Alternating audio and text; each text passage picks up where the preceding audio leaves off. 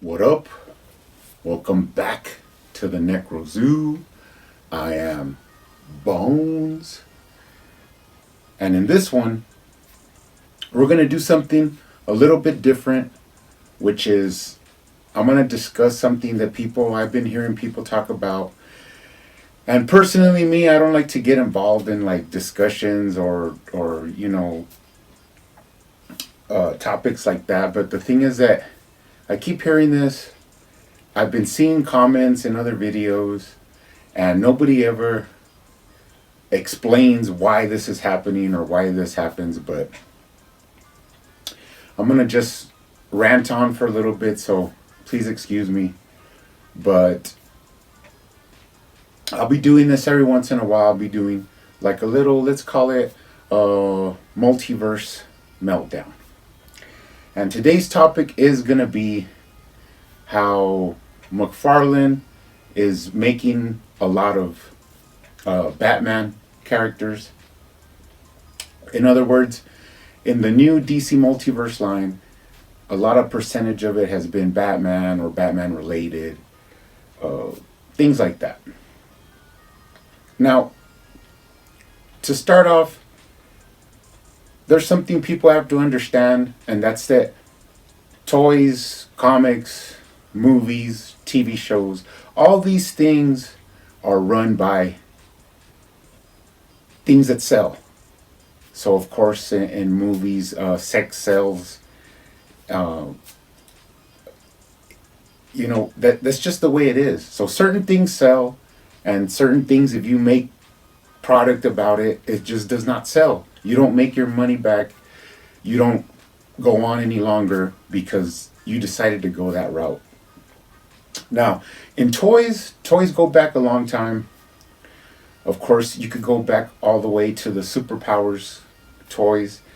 And if you think about it, in the Superpowers toys, they DC went in to make the whole DC line, right? So they got with Kenner and they said, we're going to try and make as many toys as we can, see how much money we can make, and these are the characters we have. Now you have to understand, this was like their first run, so they were seeing how it is, you know what I mean? Movies weren't a big deal back then for superheroes. That wouldn't come out until later, till past the 90s. So Kenner comes out and they release your basic, Batman, Superman, Wonder Woman, Robin, and then they start going out more into their obscure characters, which would be like Mantis and Orion and just other characters that are lesser known. Now, in this time, you could tell that Batman sold a lot, Superman sold a lot, even Lex Luthor probably sold a lot, but the lower tier characters did not sell a lot. Now, I beg to say that now in this time, the ones that sold less are worth more because there's less of them out there because nobody bought them. But they did see how this toy line went, and they went on from there. Now, next you start coming out, the Batman movie came out. They made a toy line of that.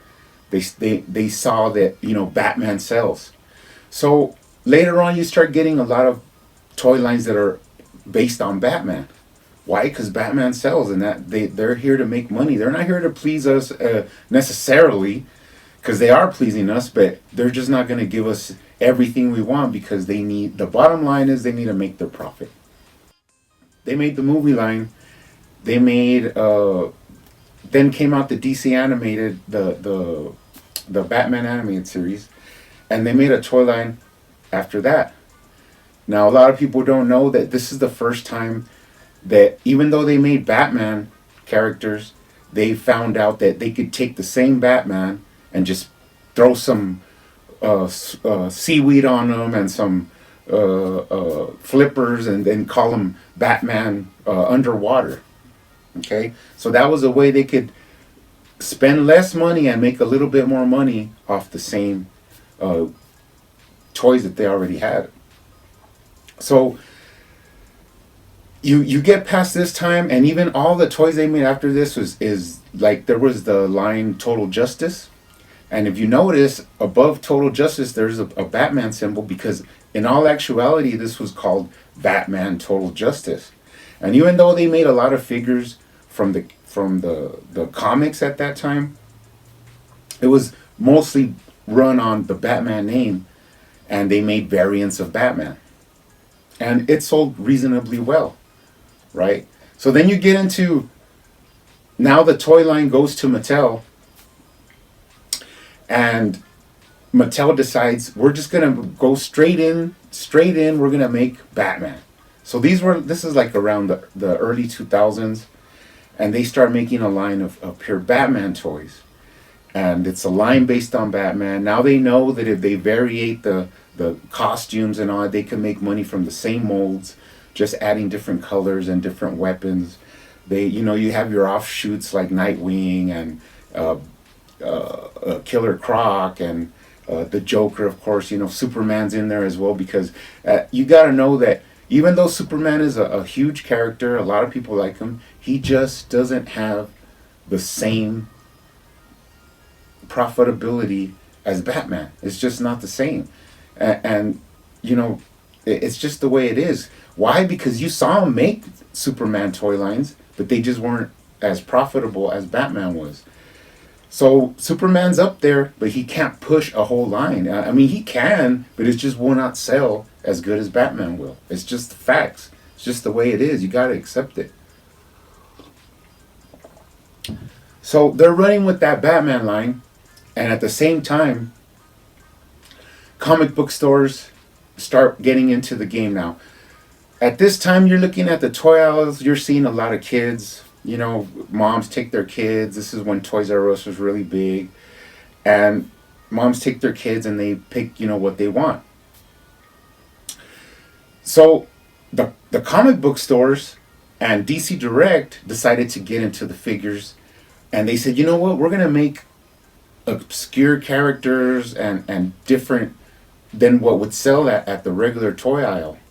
So they start making like Elseworlds and just different, Kingdom Come, and different figures that they will sell to like a comic book nerd, but they will not sell to a regular, customer in the toy aisle. It's just not the same thing. So they're like at a different market in a different niche, which is the comic book store, which is fine.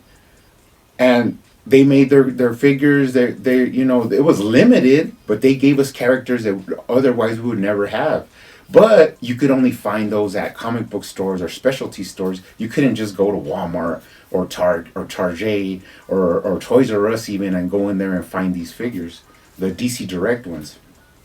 Now this was cool and all, and I never really got that much into DC Direct because I just didn't really frequent comic book stores a lot, even though every once in a while I would go, but not like a lot. But what ended up happening is, where's DC Direct now?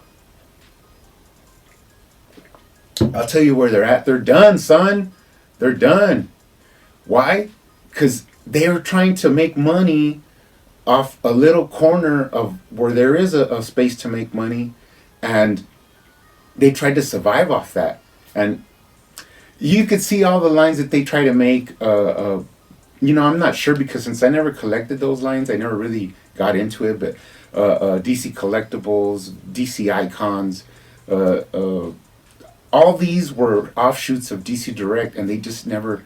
I don't even think they ever got past 30 figures in each line. 20 something was the most. They never got to fulfill like as much figures as they wanted, because they were a small little market. So then you get into DC Superheroes, which was right in the middle of this. DC Superheroes, DC Select Sculpt was right in the middle, where they were more at the comic book store, but people started finding them, and that was more profitable, right? So Mattel saw this, and they said, we're going to jump from the obscure lines like Batman Legends, which was like another obscure line that you would find like at Kmart's and stuff, and it reasonably sold, even though it was pure Batman. It was just Batman, Batman Legends. It was based on Batman.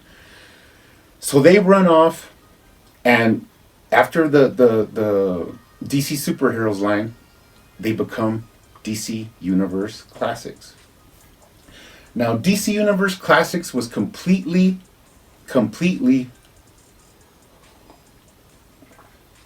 built to be sold at the big box stores.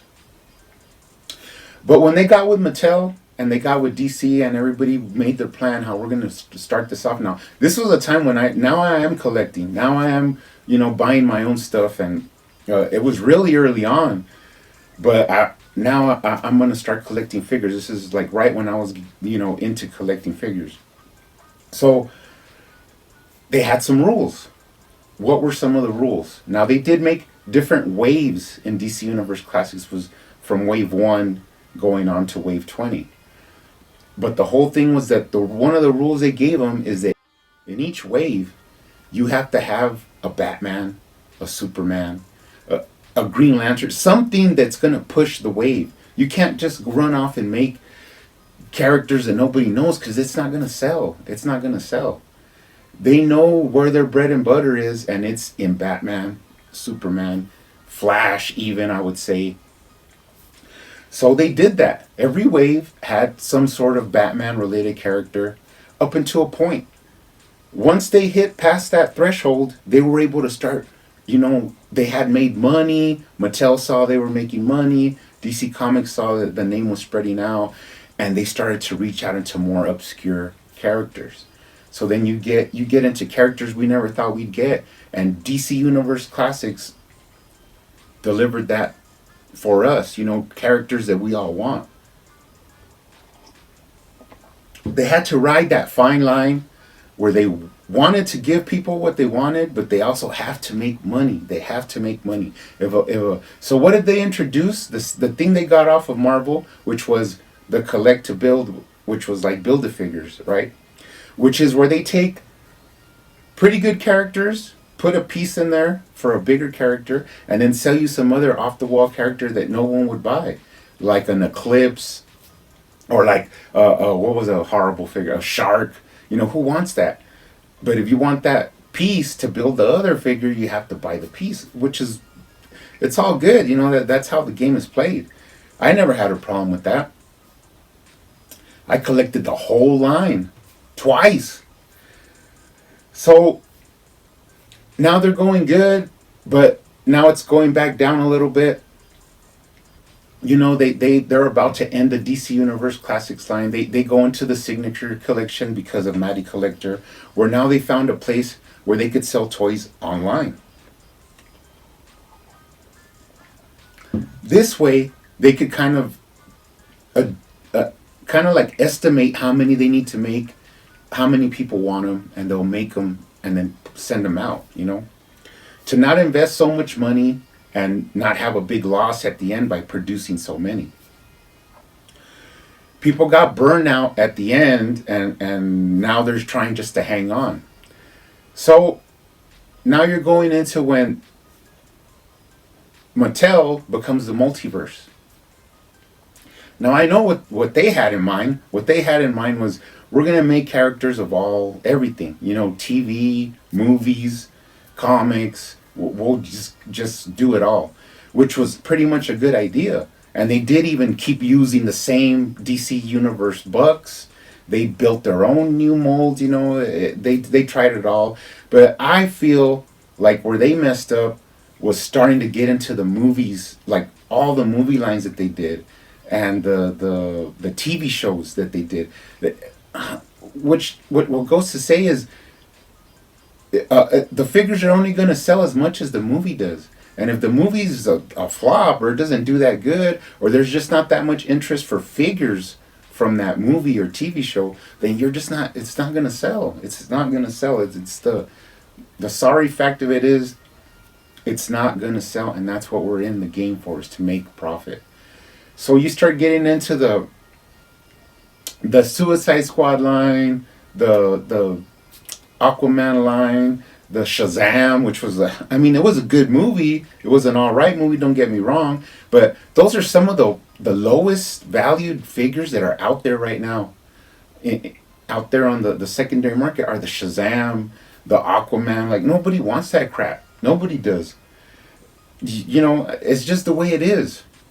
So they got away from making comic inspired figures that we would buy, and they went more into the pure movie line, thinking that that was going to pay off. Batman v Superman sucked.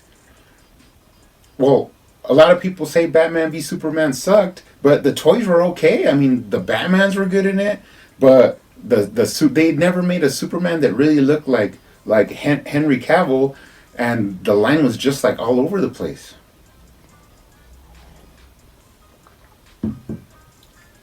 Till the end, the sales went down. The movies were okay, but you know, it wasn't what they expected, and now Mattel loses the license. Now Mattel loses the license, and they get the DC gives it to McFarlane. So obviously McFarlane's not running the show. He kind of is, but they still have to give their input. So what are they going to tell him? The tried and true, Batman sells, Superman sells. You know, give us these characters. And everybody knows later on, once you get a little bit further, you could start, you know, expanding, making different characters. Which is basically what's happening now. It's basically what's happening. Except they forget they didn't think about one thing. And that is that McFarlane is a big Batman fan. So he has no problem making Batmans. He likes that, right? Another thing is McFarlane's really dark, and that he created Spawn. He makes Spawn figures. Before it was even cool, he was making figures that were scaring little kids, right? So that takes us to where we are now. A lot of Batman figures.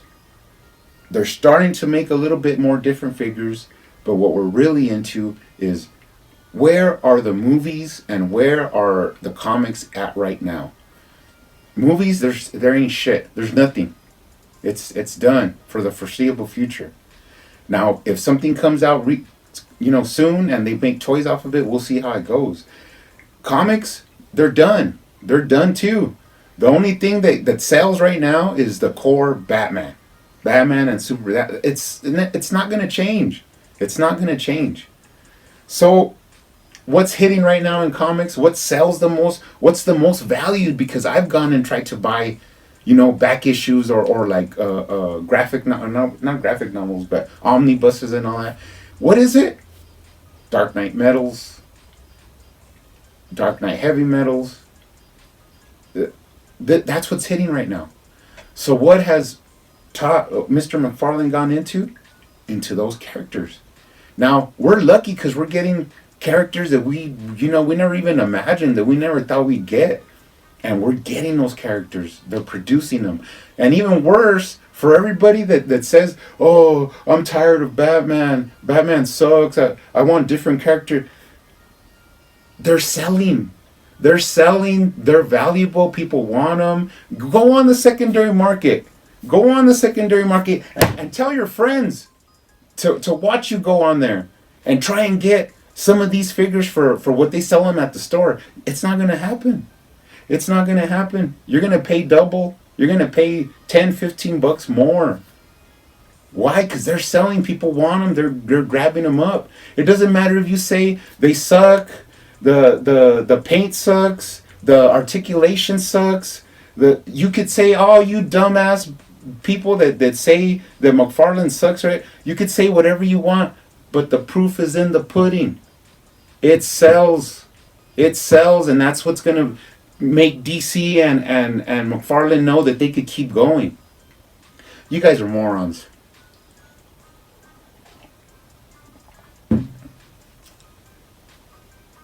You have to do what sells. You have to. And McFarlane knows that. Now, I'm all down for getting different characters. Whatever you want, any character you want to say, look at me. I collected the whole DC Universe Classics. There were figures that I was like, I don't want that. I have them all. And for each one of you stupid bastards that says, oh, that's trash, I'm not going to give McFarlane my money. Do you know something? For each one of you idiots, there's someone of me that buys 2, 3, 4 figures, waves of each release. It's true. 4 waves. 4 sets of each wave. Better. So what do you have? What do we have recently? The Bane Build-A-Figure, right? People have bought multiple sets of these figures before they're even out on pre-order. And not different people. One person buys 2 or 3 waves. Sets. What are you gonna do about it? What are you gonna do about it? Nothing. You have no.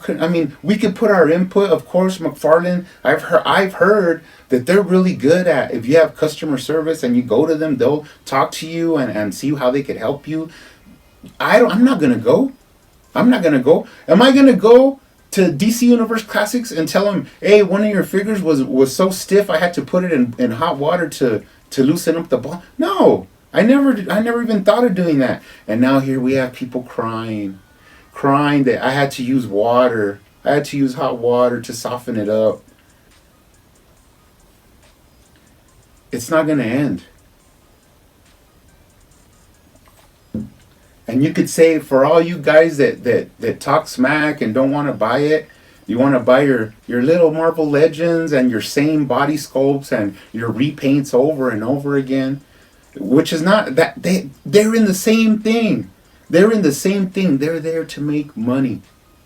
So they repaint, they use the same sculpts, they go, over and over again. Do you know that if you make a 6-inch figure, right, and you tell them, maybe we want you to make 7-inch figures instead, that's a whole inch of extra plastic. Now, you might think, well, that's nothing. An inch of plastic is, an inch of plastic. But put that over thousands of figures. It's a lot of money to add on. So as long as they can, they're going to stay in their little weedy 6-inch scale. That's where they're going to stay at. Until they start seeing that McFarlane's selling figures. Mark my words. They're going to see that McFarlane's selling figures and they're going to say, you know what? Maybe we should bump up our scale. Forget that old 6-inch line. It's done. Let's bump up our scale. It's a new avenue to make money. A new road that we haven't even tapped into. Trust me. You don't believe me? Think about it. But like I said, hopefully I'm a big fan of different characters. Trust me. I want regular Wonder Woman. I want regular Guy Gardner even, let's say. Any figures that they want to make from the comics. But the bad part is Batman sells. Batman sells. Superman sells. That's what they have to start off with.